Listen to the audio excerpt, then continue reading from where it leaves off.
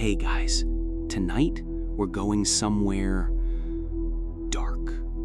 We're opening a door that most people, even the most devout, keep bolted shut. We're asking the question that gets you silenced, shunned, or screamed at. Was Prophet Muhammad racist?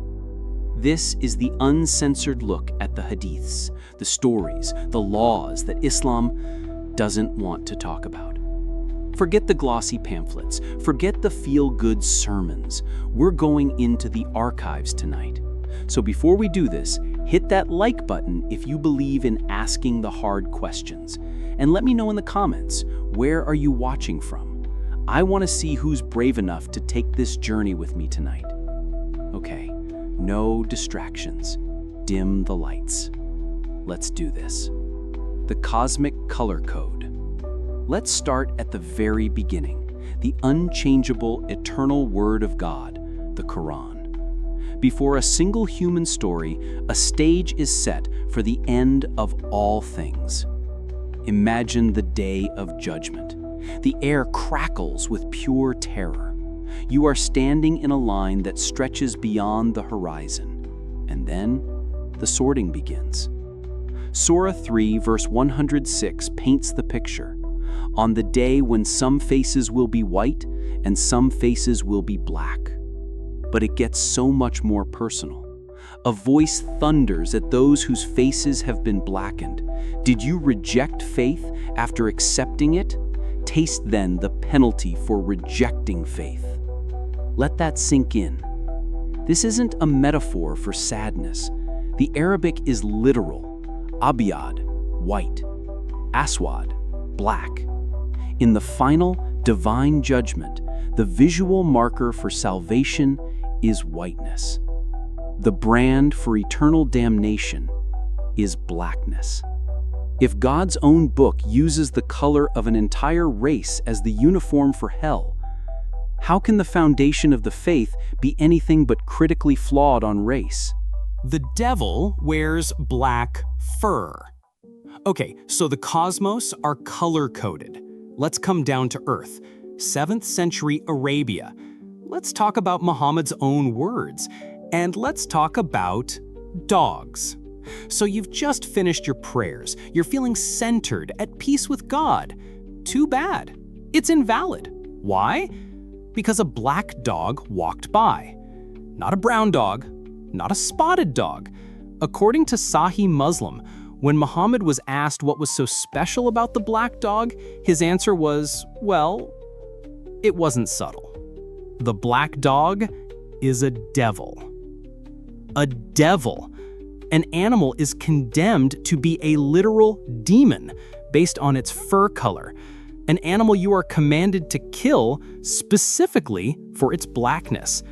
When you were taught from the prophet's own mouth that blackness is the literal mark of Satan in an animal, how could you not subconsciously apply that poison to people? The human plague. It does transfer. And this is where it gets painful. The prophet had dreams, and his dreams were revelations. He tells his followers about a vision he had. It's recorded in Sahih al-Bukhari. He says, "I saw a black woman with disheveled hair going out of Medina. I interpreted it as the plague." The plague, a deadly, contagious, vile pestilence that needs to be driven out of the holy city. And the image for it in the prophet's mind is a black woman. Her blackness and her humanity are fused with disease itself.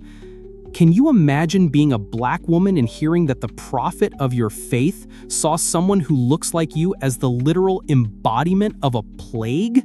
What does that do to your soul? The 2-for-1 special. Now for the math, the cold, hard economics of racism. Apologists say Islam regulated slavery. Let's examine a transaction, a bill of sale, signed, metaphorically, by Muhammad himself. The story is in the Hadith. A man pledges allegiance. Turns out, he's an escaped slave. His owner comes. Muhammad, instead of freeing the man, decides to buy him. And the price he pays? He bought him for 2 black slaves. 1 for 2. That's the exchange rate. This isn't a story, it's a receipt. It's a valuation of human life set by the founder of the faith. And on that receipt, it says, a black life is worth exactly half. Forget flowery sermons about equality. How do you reconcile a prophet who preaches equality in one breath and then trades human beings like discount cattle in the next? Justifying it all with a myth. So, you have this system. It's ugly. It's racist. How do you make it holy?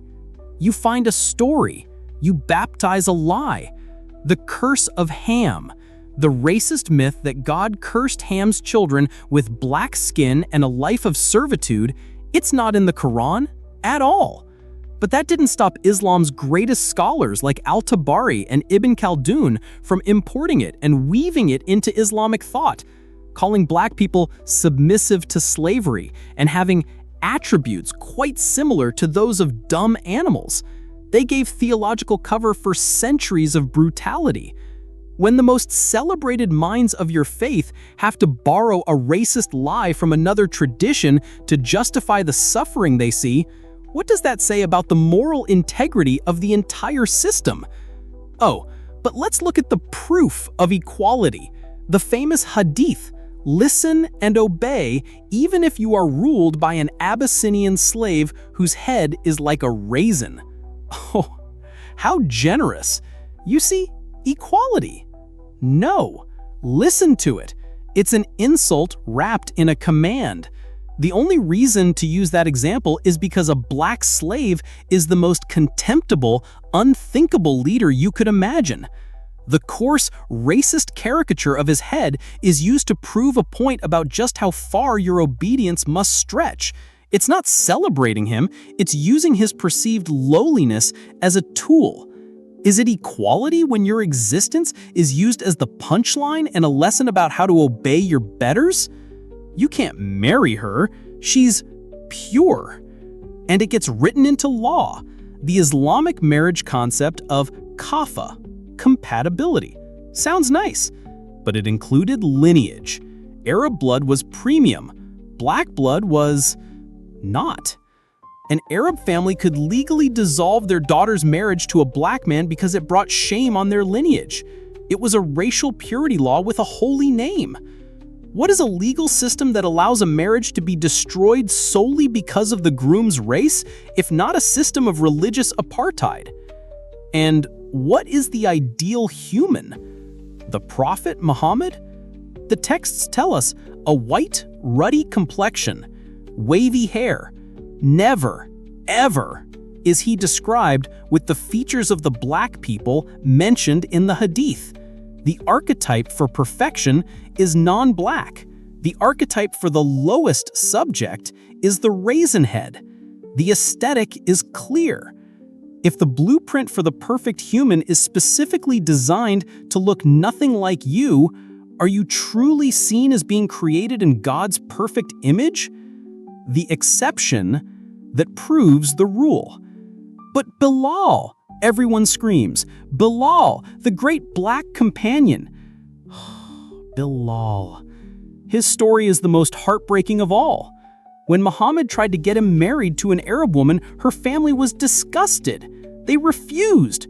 Muhammad had to use his divine authority to force it. Bilal's piety wasn't enough. His character wasn't enough. His prophet's love for him wasn't enough to overcome their racism. His story isn't proof that racism didn't exist, it's proof of how monstrously powerful it was. If even the prophet's chosen black companion was seen as racially unworthy of marriage by his followers, what hope did an ordinary black person have? Heaven is a whites-only resort.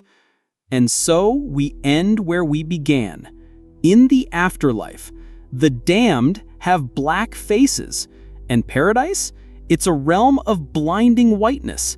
The Houris are fair companions, like hidden pearls, so white their bones are visible through their skin. The final reward is an escape into whiteness. The final punishment is an eternity of blackness. When all is said and done, when the universe ends and souls are judged, if heaven is white and hell is black, what more is there to say? Look, these are their words, not mine. The goal here is truth, not hate. The goal is to refuse to be silent about the things that make us uncomfortable. History is not clean. Faith is not simple. And we can't heal from a wound we refuse to look at. So I'm turning it over to you. In the comments, be honest, be raw, but be respectful. What does this all mean to you? If you believe in these conversations, hit subscribe because we will never be afraid to go there. Until next time, stay curious and demand answers.